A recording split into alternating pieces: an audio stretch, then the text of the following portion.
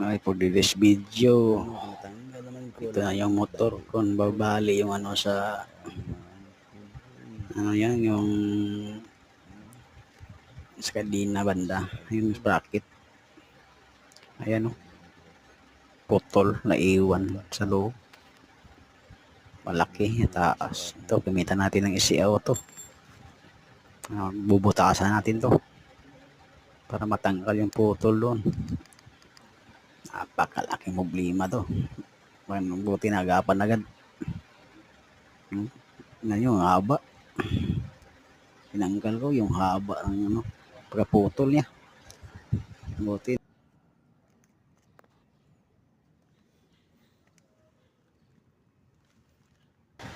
Ito na, kinabitan natin. Okay na yung putol. Thank you for watching. Like and subscribe.